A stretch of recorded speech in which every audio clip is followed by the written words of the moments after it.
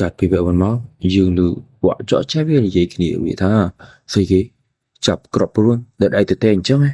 ហើយអាចោះឆាដែលបាញ់ព្រួនទៅរកកម្មយ៉ងរបស់យើងបាននិយាយឬការទៅប្រាប់មេគេថាបាទខ្ញុំបានតម្រង់ទៅរកបរិមម្នាក់នោះយ៉ាងច្បាស់បំផុតព្រោះខ្ញុំស្មានតែពួកគេមកដើម្បីប្លន់យកទ្រព្យសម្បត្តិនៅក្នុងភូមិគ្រឹះរបស់លោកហង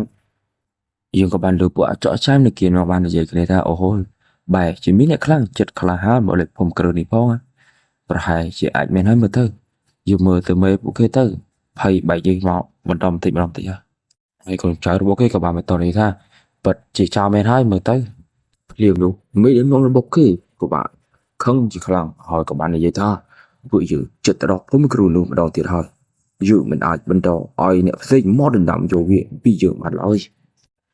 ហើយក៏បន្តស្រែកទៀតថាតោះគ្នាយើងរៀបចំអវ៉ាន់របស់ពួកឯងឲ្យរួចរាល់ទៅធ្វើឲ្យកូនចៅរបស់គេបើកភ្នែកសពេញពុកមកប៉ុន្តែពេលនោះក៏មានសំឡេងអស័យស្រែកពីខាងក្រៅពួកអាចោះចាំនៅខាងក្រៅនោះមានការភ័យខ្លាចជាខ្លាំងហើយគេក៏បានបន្តនិយាយគ្នាថាពួកវាគឺជាបាក់សៃភ្នំមែនទេហើយកូនចៅរបស់គេក៏បាននិយាយថាបាទមែនហើយពួកវាពិតជាខ្លាំងណាស់ហើយកូនចៅគេម្នាក់នោះក៏បាននិយាយបន្តប្រាប់មេគេថាយ៉ាងណាក៏ដោយនិយាយទៅដល់រឿងអាម្នាក់ដែលខ្ញុំជួបនៅតាមផ្លូវនោះទោះវាខ្លាំងប៉ុណ្ណាក៏ដោយវាមិនអាចធ្វើអ្វីវិញ្ញាណខ្មោចនៅក្នុងភូមិគ្រឹះនោះបានដែរដូចដែលពួកយើងបានធ្លាប់ឃើញផ្ទាល់នឹងភ្នែកអញ្ចឹងលោកម្ចាស់ហើយគេក៏បានបន្តនិយាយទៀតថាពួកយើងគ្រាន់តែបន្តឲ្យវាទៅហើយចាំមើលវានឹងខ្លាចរហូតទៅដល់លិចនោមដាក់ខោមិនខានពេលត្រឡប់មកវិញចោះចាំបាច់អីលោកបងយើងត្រូវខាត់វាមិនឲ្យទៅទីនោះធ្វើអីហើយអាពីរអ្នកក្រោយក៏បាននិយាយថាខ្ញុំក៏មកគិតអញ្ចឹងដែរអាម្នាក់ទៀតនោះក៏ចាក់បន្តថាមីធូហើយអាលោកបងគេម្នាក់នោះក៏បានសួរកូនចៅគេថាតើយើងគួរតែធ្វើអញ្ចឹងមែនទេហើយកូនចៅរបស់គេក៏បានតបវិញថាបន្តធ្វើតាមផែនការរបស់យើងវិញទៅលោកបងតោះអង្គុយចោះសិនមកលោកបងហើយលោកបងរបស់គេក៏បានគិតបន្តិចរួចក៏បាននិយាយថាចាំបន្តិចយើងទៅបន្ធូរខោទៅដូរបន្តិចសិនបន្ទាប់មកពួកអាចោះចាំក៏បានស្រែកថាអូយខ្ញុំក៏ប្រងនឹងទៅដូរខោទៅនំដែរហ្នឹងតោះអញ្ចឹងទៅបដូរទាំងអស់គ្នាទៅហើយលោកបងរបស់គេក៏បានស្រែកថាអូយឲ្យអាណាម្នាក់ទៅមើលថាខោទៅនំហ្នឹងវាថាស្ងួតអស់នៅកាត់មកដល់ភូមិគ្រឹះរបស់លោកហងវិញយល់ថាយូរីនឹងកំយ៉ងកំពុងតែឈោមើលភូមិគ្រឹះនោះដល់ការផ្ទះហើយយូរីក៏បានសួរកំយ៉ងថាតើនេះមែនទេគឺជាភូមិគ្រឹះរបស់លោកហងកំយ៉ងរបស់យើងបានឈោមើលឈ្មោះគ្រួសារតកោហងនោះយ៉ាងភ្នែកធ្វើឲ្យយូរីដើរចូលទៅក្នុងមុនហើយយូរីក៏បាននិយាយទៅកាន់កំយ៉ងថាប្រសិទ្ធបើខ្មោចនោះមិនដែលធ្វើបាបអ្នកណាម្នាក់ពីមុនមកវាមិនអីនោះទេកំយ៉ងក៏មានការងើយឆ្លងបន្តិចពីពាក្យសម្ដីរបស់យូរីក៏បានបន្តនិយាយទៅថាតែបើសិនជាវាធ្លាប់សម្លាប់មនុស្សម្នាក់ហើយនោះវានៅខ្លាចជាមកដល់សាហាវដែលមានគ្រោះថ្នាក់បំផុតកំយ៉ងរៀបនឹងចូលទៅប៉ុន្តែភ្លាមនោះផ្លាកខ្លោងទ្វារខាងលោកក៏បានធ្លាក់សម្ដៅមករកកំយ៉ងធ្វើឲ្យកំយ៉ងគេចស្ទើរតែមិនទាន់ធ្វើឲ្យកំយ៉ងកំពុងតែចូលកាត់បន្តិចរួចក៏បាននិយាយឡើងមកថាបិញមិញនេះវាមិនមែនកំពុងតែរកសម្លាប់ខ្ញុំទេអីយូរីក៏បាននិយាយពីខាងក្រៅមកថាតាមរបៀបនឹងហើយដែលធ្វើឲ្យពួកខ្មោចកាន់តែសាហាវខូខើឡើងហើយកំយ៉ងក៏បានស្ទុះចូលទៅខាងក្នុងព្រមទាំងស្រែកថាចាំខ្ញុំផងយូរីភ្លាមនោះខ្លោងទ្វារខាងលើក៏បានបាក់ធ្លាក់មករកសង្កត់កំយ៉ងប្រៅប៉ុន្តែជាសំណាក់ល្អកំយ៉ងក៏បានបន្លាស់ទីចេញមកពីគ្មានគ្រោះថ្នាក់អ្វីហើយកំយ៉ងកំពុងតែចូលកាត់បន្តទៀតហើយយើងក៏បានឮសំឡេងយូរីបាននិយាយថាចុះពេលដែលឯងជួបវាផ្ទាល់នៅភ្នែកនោះកំយ៉ងក៏បានងាកទៅតាមសំឡេងរបស់យូរីហើយប៉ុន្តែមិនឃើញយូរីនោះទេនៅភូមិគ្រឹះនោះភ្លាមក៏បានចុះអាប់មកបិទបាត់មើលអ្វីមិនឃើញទាំងអស់ហើយកំយ៉ងរបស់យើងកំពុងតែស្រែករកយូរីសួរថាយូរីតើអ្នកនៅទីណាស្រែកផងហៅផងគ្រប់ទី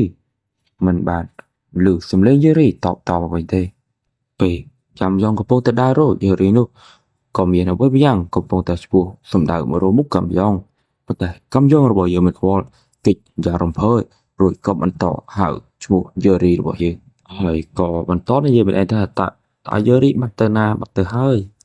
giờ có cơ sở số trường viên đủ mạ mà lực cầm dòng vật thể cầm dòng của bạn kịp học rồi có bán như vậy ta nên bắt tờ na hơi giờ đi giờ khởi tha cầm dòng rồi bao giờ sử dụng rồi giờ đi vận tải rộng hơn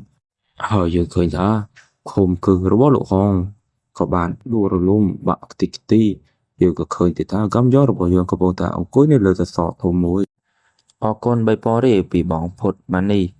ប្រសិនអ្នកទាំងអស់គ្នាចង់លើកទឹកចិត្តខ្ញុំអាច scan QR ខាងក្រោមនេះបានតិចក្តីច្រើនក្តីខ្ញុំទទួលយកទាំងអស់ហើយសូមជួយចុច like និង subscribe និង comment ឲ្យខ្ញុំអ្នកមួយផង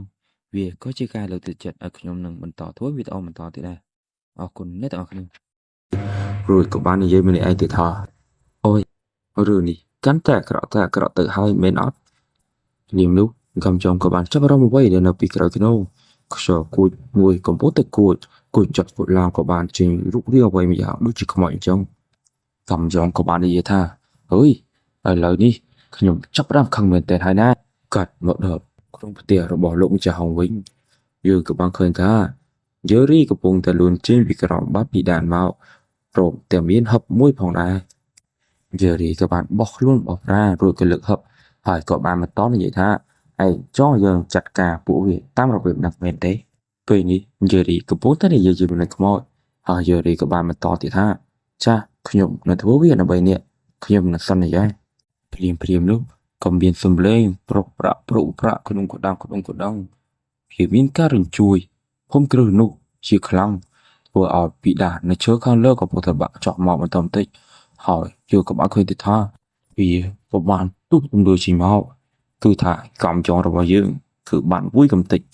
ហើយកំចុងក៏បាននិយាយទៀតថាខ្ញុំរកឃើញអ្នកហើយយឺរីតែពេលនោះកំចុងក៏បានឃើញដូចជាវិញ្ញាណ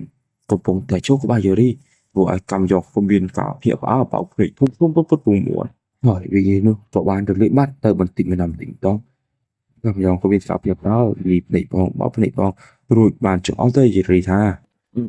អំបីមិញហ្នឹងដូចជាមានមនុស្សនេះទីនោះតើមែនអត់យឺរីក៏បាននិយាយថាមែនហើយ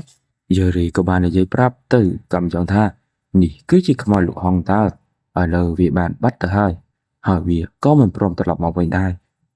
កំចុងក៏បានសួរទៅយឺរីថាមិញហ្នឹងជាខ្មោចមែនហើយកំចុងក៏កំពុងតែខំប្រឹងសម្លឹងមើលរួចក៏បាននិយាយថាអូហូយខ្ញុំចម្លែកចិត្តណាស់ដែលមនុស្សធម្មតាម្នាក់ដូចជាខ្ញុំក៏អាចមើលឃើញវាដែរហើយយឺរីក៏បាននិយាយថាវាមិនពាក់ព័ន្ធនឹងភាពធម្មតារបស់ឯងទេបញ្ហាត្រង់ថាខ្មោចនោះមានវិញ្ញាណខ្លាំងក្លាណាស់ហើយធម្មពលយីននៅថ្ងៃនេះក៏ខ្លាំងក្លាខុសធម្មតាដែរបន្ទាប់មកយឺរីក៏បានចោលមុខទៅកំចុងហើយក៏បានបន្តនិយាយថាខ្ញុំមិនដឹងដែរគាត់គ្រាន់តែនិយាយអញ្ចឹងហើយគាត់និយាយថាឯងគួរខ្លាចណាស់កំចុងក៏បានសួរថាហេតុអីទៅមែនអត់កំចុងរបស់យើងបជាសាមិនសូម្បីតែខ្មោចហ្នឹងក៏ខ្លាចកំចុងដែរចេញមកដល់ខាងក្រៅយឺរីក៏បាននិយាយថាអាប់វារលាយបាត់អស់ហើយបន្ទាប់មកយើងឃើញថាទឹកមុខយឺរីរបស់យើងដូចជាមិនទេពេលដែលឃើញថាភូមិគ្រឹះរបស់លោកហងនោះបានខ្ទេចខ្ទីអស់បាត់ទៅហើយយឺរីក៏បានប្រាប់កំចុងថាលោកហងគាត់ខ្លាចខ្លាំងណាស់កំចុងក៏បានប្រាប់យឺរីវិញថាខ្ញុំគ្រាន់តែប៉ះពួកគេបន្តិចហើយស្រាប់តែអាគារទាំងអស់នោះក៏ដួលរលំបាក់បែកអស់ទៅសូមជួយខ្ញុំទៅយឺរីក៏បានថាអូព្រះអើយ